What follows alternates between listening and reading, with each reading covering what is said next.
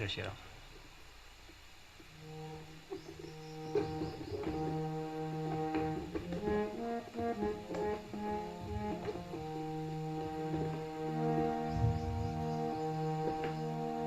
नीलाम्बुज श्यामल कोमलांग्यम् सीता समारोपित वामभागम्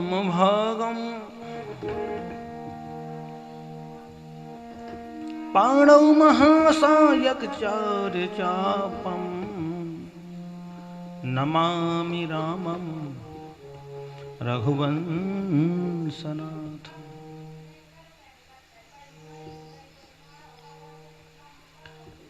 आइए परम पावनमय रामचरितमानस में हम अवगाहन करें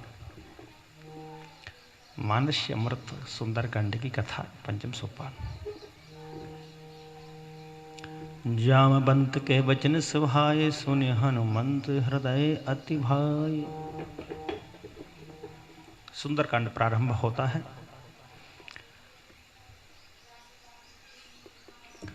हनुमान जी महाराज को जामवंत के वचन अति प्रिय लगे और समूची वानर दल सेना समुद्र के किनारे खड़े हुए हैं। हनुमान जी महाराज ने निवेदन किया कि जब तक मैं माता श्री जानकी जी की खबर लेकर नहीं आ जाता तब तक आप यहीं रहना।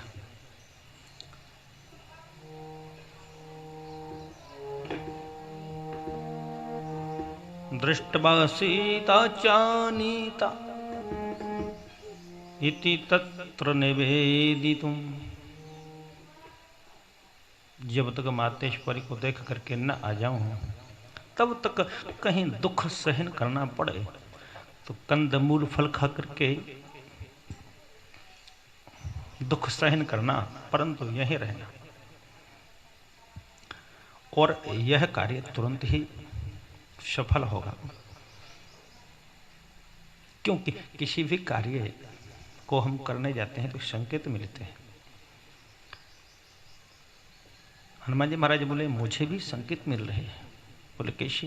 कि हो ये काज मोह हर्ष विशेष। जहां पर विशेष प्रसन्नता हो तो समझो कार्य हमारा सफल हो जाएगा। यह कहनाय सबन कहूमा था। ऐसा कह करके सबको प्रणाम किया और प्रसन्न होकर के जाते हैं। अब बाबा तुलसीदास जी का भाव देखिए। कहते हैं कि कहीं कार्य की सफलता चाहते हो तो सबको नतमस्तक होकर के जाओ, प्रणाम करके जाओ, दंडवत करके जाओ, कार्य सफल होगा। हनुमान जी महाराज जा रहे हैं।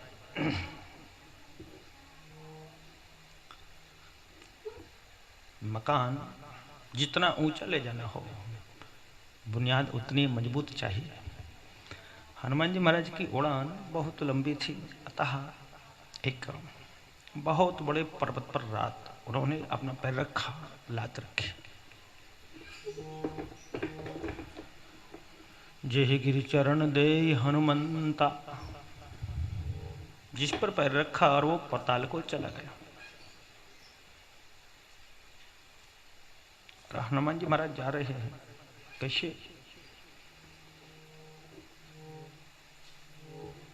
जिमिय मोघ रघुपति कर बाना, जेहि भांति चले हनुमान। यथा राघव विनिर्मुक्ता, यथा राघव निर्मुक्ता सरह श्वसन विक्रम। जिससे राम जी के तर्कश से वाण वेग की तरह जाते हैं, वैसे ही हनुमान जी महाराज जा रहे हैं। लेकिन देखिए हनुमान जी महाराज जी को जाते देखा समुद्र ने और तुरंत मैना को कहा कि स्वागत करो, प्रभु रामचंद्र जी के दूत आ रहे हैं। देखो होता क्या है कि जैसे किसी राज्यमंत्री का, किसी मुख्यमंत्री का, किसी नेता का, किसी एमएलए का, विधायक का कोई पीए अथवा सचिव आता है तो लोग माल्यार्पण करते हैं, तैयारी करते हैं इसलिए कि कहीं कोई समय आया तो काम निकाल लेंगे। वैसे ही ठीक उसी तरह समुद्र ने मैनाक पर्वत से कहा और मैनाक पर्वत आए हनुमान जी महाराज से कहा विश्राम करो। स्वागत सत्कार किया, थोड़ा सा रुक के विश्राम करो। हनुमान जी महाराज स्पष्ट करते हैं, महावीर जी कहते हैं कि जब हम सीता की, शक्ति की अथवा तो शांति की खोज में निकलते हैं तो ऐशो आराम हमारे सामने आ जाते हैं, तो इनको ठुकराना नहीं, अपितु स्पर्श करो और आगे चले जाओ। हनुमान जी महाराज ने वही किया।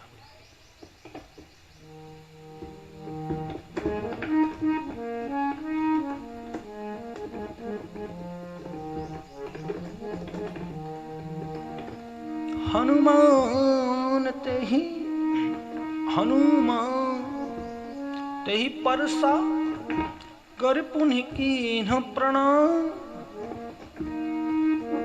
राम काज कीन्हे बिनु मोहे कहाँ विश्राम। हनुमान जी महाराज बोले कि प्रभु कार्य करने के बिना मुझे कहाँ विश्राम है, मैं विश्राम नहीं कर सकता। आगे बढ़े हैं महावीर जी। देवताओं ने देखा हनुमान जी महाराज लंका में जा रहे हैं, उसके परीक्षणार्थ सुरसा को, जो सुरसा नागों की माता थी, उसको भेजा और सुरसा आई। सुरसा बोली अब्रुवन सूर्य संकाशम सुरसाम नाग मातर। अब्रुवन सूर्य संकाशम सुरसा नाग मातर। और सुरसा ने कहा आज सुरन मोह दीन आहारा। इतना सुनकर हनुमान जी महाराज बोले कि मैं मातेश्वरी जानकी जी की खोज में जा रहा हूं और वश उनको देख करके, उनकी खबर लेकर के मैं लौट आऊं, तब तक के लिए मुझे छोड़ दो। सुरसा बोली अहम त्वाम भक्षिष्यामि प्रवेशेदम ममाननम। तुम मेरे मुख में आओ, मैं तुम्हें खाना चाहती हूं, ऐसा सुरसा ने कहा। हनुमान जी महाराज बोले कि राम राम काजू करी फिरी मैं आवा। राम काजू करी फिरी मैं आबऊं, सीता कही सुधी प्रभु ही सुनाबहूं। बस इतना मुझे वक्त दे दो, आपसे इतना समय चाहिए कि मैं जाकर के मातेश्वरी जानकी जी को देख करके पुनः राम जी को ये समाचार निवेदित कर दूं।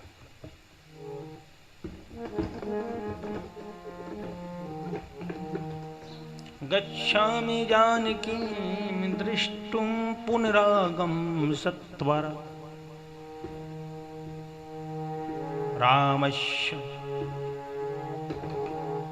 रामस्य कुशलं तस्याः कथितवात् वदाननम्। जानकी जी को देख करके प्रभु रामचंद्र जी को ये संदेशा दे करके फिर मैं तुम्हारे मुख में आ जाऊंगा। ये सत्य कहता हूं। सत्य का अभिप्राय क्या है? क्योंकि लोग झूठ बोल करके अपना काम चलाना चाहते हैं। आपने देखा होगा अक्सर लोग झूठ कहाँ बोलते हैं कि हमारा काम बन जाए, चाहे कैसे बन जाए, तो उसमें ज्यादातर झूठ बोलते हैं। सुरसा ने सोचा कि झूठ बोल करके अपना काम चलाना चाहता है, तो हनुमान जी महाराज बोले कि मैं सत्य कहता हूँ, अवश्य ही आकर के तुम्हारे मुँह में प्रवेश कर जाऊंगा। तभी सुरसा नहीं माने। जब कब ने हो जतन देहि नहीं जाना, ग्रससि न मोहे कहे हो हनुमान। तो बोले नहीं जाने देती हो तो खा क्यों नहीं जाती। जो जन भरत ही बदनु पसार, सुरसा ने 1 योजन का मुंह फैला लिया, हनुमान जी महाराज 2 योजन के हो गए।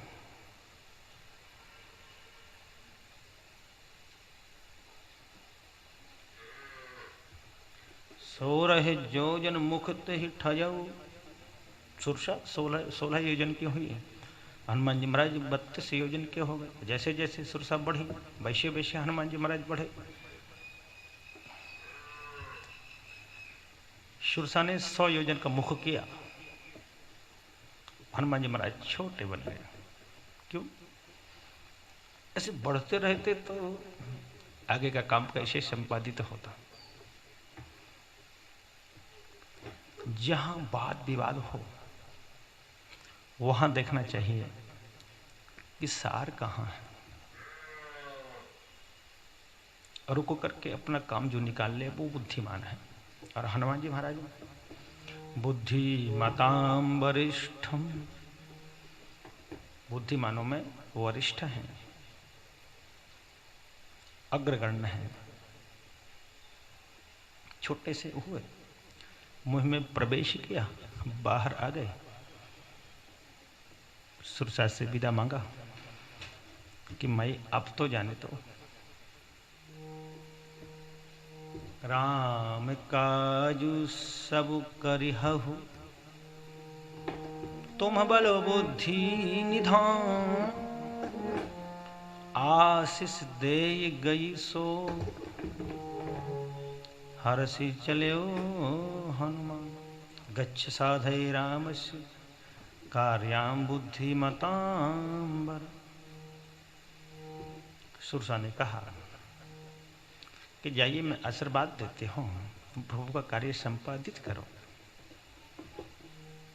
हनुमान जी महाराज अब चले हैं। देखिए कौतुक हुआ। निशिचर एक सिंधु महु रही, एक निशाचरी जो जल में रहा करती थी,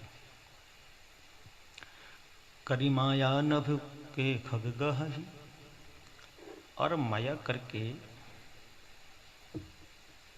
करके आकाश के जीवों को भक्षण किया करती थी। कैसे खाती थी? गहहि छाए सकसो न उड़ाही, ऊपर जो जीव जाते थे परछाई के द्वारा उनको पकड़ लेती थी। यहाँ परछाई को पकड़ा, वो रुक जाते थे और गिर जाते थे। गहहि छाए सकसो न उड़ाही, यही विधि सदा गगन चर खाई। सिंहिका नाम घोरा जल मध्य स्थिता सदा, आकाशगामी नाम माया, आकाशगामी नाम छाया माक्रम्याकृप्य भक्षयेत। तो छाया को पकड़ करके खा जाया करते थे। सोई छल हनु मानत कीन्हा, बस उसी प्रकार का छल उसने महावीर जी के साथ किया। और तासु कपट कपि तुरत ही चीन्हा, हनुमान जी महाराज ने उसके कपट को तुरंत पहचान लिया।